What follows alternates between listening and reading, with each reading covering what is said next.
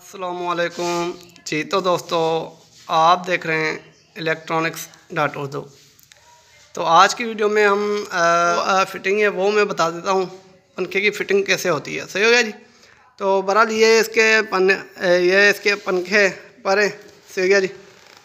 ये इसके पर हैं फ़ैन के। तो ये 56 इंच के साइज़ के जो पर होते हैं, जो भी अगर पर 56 इंच की साइज़ का होता है वो अच्छा होता है, क्योंकि उसके पर थोड़े से बड़े होते हैं। बड़े पर होने की वजह से ये होता है कि उसकी जो हवा जो होती है वो अच्छी खासी मिलती है हमें। तो बहरहाल ये इसकी कवर है। ठीक है जी। कवर का तो सबको ही पता है, और इसके साथ एक रिमोट भी मिलता है हमें। ठीक है जी। तो इसकी सारी की प्राइस भी मैं आपको बता दूंगा एंड में। ठीक है जी। इन सारों की प्राइस मैं आपको एंड में बता दूंगा। सही है जी। तो इन सारों की प्राइस भी मैं आपको एंड में बता दूंगा कितने कितने की चीज़ें हैं। सही हो गया जी। तो ये इसका रिमोट भी आ गया, और इसके साथ साथ इसका जो ये देख लें, ये कार्ड है। ये इसका कार्ड है। सही हो गया जी। ये IR सेंसर यहाँ पर लगा हुआ है, ये देख लें। ये IR सेंसर रिमोट से कंट्रोल होने के लिए, पंखे को कम या ज़्यादा करने के लिए ये IR सेंसर बहुत ही ज़रूरी होता है। अगर ये नहीं होगा तो फिर हम रिमोट से इसको ऑन ऑफ नहीं कर सकते। सही है जी। तो बहरहाल ये इसका कार्ड भी आ गया, ये देख लें। ये कार्ड भी इसके साथ होता है, इसकी वायर भी होती है इसके साथ। सही है जी। कार्ड और इसकी वायर इसके साथ आती हैं। ये कार्ड है इसका। सही है जी। और इसके अलावा इसके अंदर देखते हैं और क्या चीज़ आ रही है। ये कनेक्टर है। ये कनेक्टर भी यहाँ पर लगता है, वो भी मैं आपको दिखाऊंगा किस तरह से लगाया जाता है ये कनेक्टर। उसके बाद ये हमारे पास एक फ़ैन आ जाता है, और एक नट पड़ा हुआ। ये नट मैं आपको बताता हूँ कहाँ पर लगेगा। ये नट हमारा यहाँ पर लगता है। मैं आपको दिखाने की कोशिश करता हूँ। यहाँ पर अगर मैं आपको दिखाऊँ तो यहाँ पर ये नट लगता है। यहाँ पर ये कवर के साथ लगेगा, वैसे नहीं लगेगा। जब आप इसको कवर और इसका डंडा लगाएंगे ऊपर वाला, तब जाके ये लगेगा। सही हो गया जी। तो बहरहाल ये इसका फ़ैन है, ये देख लें। ये इसका फ्रंट है। सही हो गया जी। और ये इसका बैक है। तो बहरहाल हम इसको सारे को फिट करेंगे और लगाएंगे, आपको दिखाएंगे कि किस तरह से लगाया जाता है, क्योंकि इसके अंदर से 3 वायरें बाहर आ रही हैं। तो इसको किस तरह से लगाया जाता है वो भी मैं आपको बताता हूँ। ठीक है जी। तो बहरहाल ये सारा सामान पड़ा हुआ है। तो अब हम क्या करते हैं कि इसको सारे को हम फिट करते हैं, और वो भी मैं आपको दिखाता हूँ कि इसको किस तरह से फिट किया जाता है। मैंने वो उसी तरह से लगा लिया है। सही हो गया जी।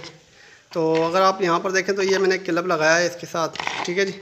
तो ये इस तरह से मैंने लगाया कि ये आगे पीछे नहीं घूमेगा। सही हो गया जी। और इसके अलावा आप जब ये डंडा लगाएं, ये जब पैंप लगाएं, तो अगर आपसे नहीं लगे तो आप लोगों ने क्या करना है कि क्योंकि नया होता है, उसके अंदर कलर लगा होता है। ठीक है जी। रंग वगैरह लगा होता है इसके साथ। तो फिर ये अच्छी तरह से लग नहीं पा रहा होता, फिर वो टाइट हो जाता है बहुत ज़्यादा। ठीक है जी। ये बहुत ज़्यादा हार्ड हो जाता है, फिर ये सही तरह से टाइट नहीं होता। इसकी वजह से आप लोगों ने क्या करना है कि इसके ऊपर थोड़ा सा ऑयल वगैरह या कोई तेल वगैरह लगा लें। ठीक है जी। जो भी अगर आपके पास ऑयल पड़ा हो आप वो लगा के इसको अच्छी तरह से टाइट कर सकते हैं। सही हो गया जी।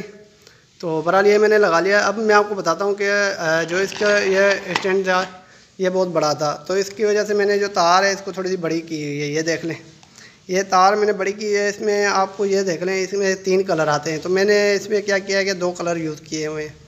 तो 2 कलर तो रेड हो गई, और ब्लैक तो ब्लैक हो गई। ठीक है जी। 2 कलर तो मैंने वैसे ही यूज़ कर दिए। एक जो कलर था ये नीले कलर का, ब्लू कलर का, तो उसमें मैंने क्या किया है कि एक अलग से वायर लगा लिया। ठीक है जी। जो 2 इकट्ठी थी, रेड और ब्लैक, वो मैंने दोनों इकट्ठी लगा लिया, आप लिपेट के बड़ी कर दिए। और एक जो है मैंने अलग से मैंने उठाई हुई है। ये देख लें, ये इसके साथ लिपेटी हुई नहीं है, ये अलग है। सही है जी।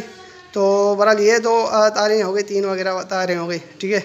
ये 3 वायर हमें पता चल गई भाई, ये रेड है और ये ब्लैक है। इसके अलावा ये जो दूसरी जो है ये ब्लू है। ठीक है जी। तो ये तीनों वायरें हमें तो पता चल गई। अभी ये 2 जो वायरें थी हमें और चाहिए थी, क्योंकि इसकी पावर के लिए। तो मैं आपको क्लब दिखाता हूँ। ये देख लें, रेड और ब्लैक यहाँ पर लगेगी। सही हो गया जी। और जो ये 2 वायरें हैं, इनको आपस में आप लोगों ने जोड़ देना है। अगर इसको आपस में नहीं जोड़ोगे तो आपका फ़ैन जो है वो नहीं चलेगा। सही हो गया जी। तो इसको आप लोगों ने आपस में जोड़ना है। ये असल में रेगुलेटर के लिए होती है, जो अगर नीचे जो अपना रेगुलेटर लगा होता है कम ज़्यादा करने के लिए, ये उसकी होती है। ठीक है जी।